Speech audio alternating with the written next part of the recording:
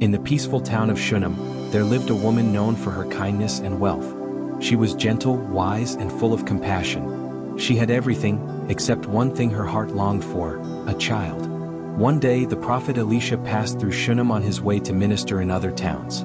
The woman noticed him and said to her husband, I am sure this man who often passes our house is a holy man of God. Let's make a small room for him on the roof and furnish it with a bed, a table, a chair, and a lamp. Then he will have a place to stay whenever he comes by.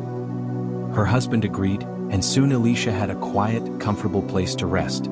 Each time he came to Shunam, he was welcomed with warmth and food. A home away from home. One day, touched by her kindness, Elisha said to his servant Gehazi, "You have gone to all this trouble for us. What can be done for you? Should I speak to the king or the commander on your behalf?" But the woman smiled humbly and said, "I have a home among my own people." Elisha thought for a moment.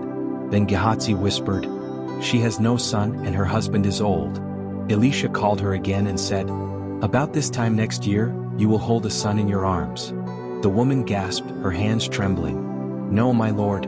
Please, man of God, do not deceive me." But Elisha's word came true. A year later, the woman gave birth to a beautiful baby boy. Her long-awaited miracle. Years passed. The boy grew strong and full of life.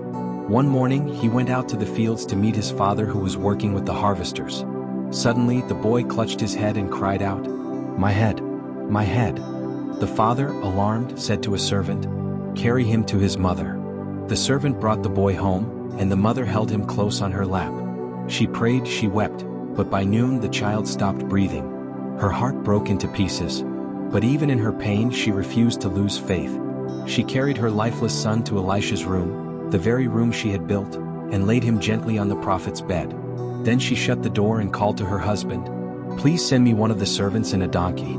I must go quickly to the man of God and return." Her husband asked, "Why go to him today? It is neither new moon nor Sabbath." But she only replied, "It shall be well." Her words were simple, but filled with faith. The woman saddled the donkey and rode swiftly toward Mount Carmel, where Elisha was staying. When Elisha saw her in the distance, he said to Gehazi, "Look, the Shunamite woman. Run to meet her and ask, 'Are you all right? Is your husband all right? Is your child all right?'" When Gehazi reached her, she answered, "It is well." But when she came before Elisha, she fell at his feet, weeping bitterly. Gehazi tried to push her away, but Elisha said, "Leave her alone. Her soul is in deep anguish, and the Lord has hidden it from me." Through her tears she said, "Did I ask you for a son, my lord? Didn't I say, 'Do not deceive me'?"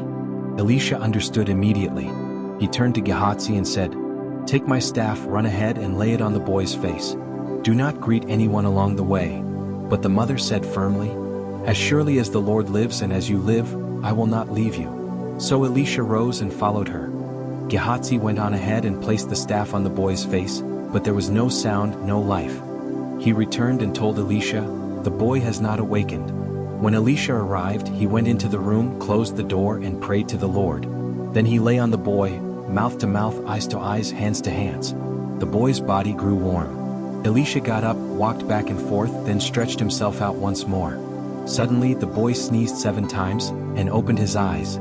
Elisha called to Gehazi and said, "Call the Shunamite woman." When she entered, Elisha said softly, "Take your son."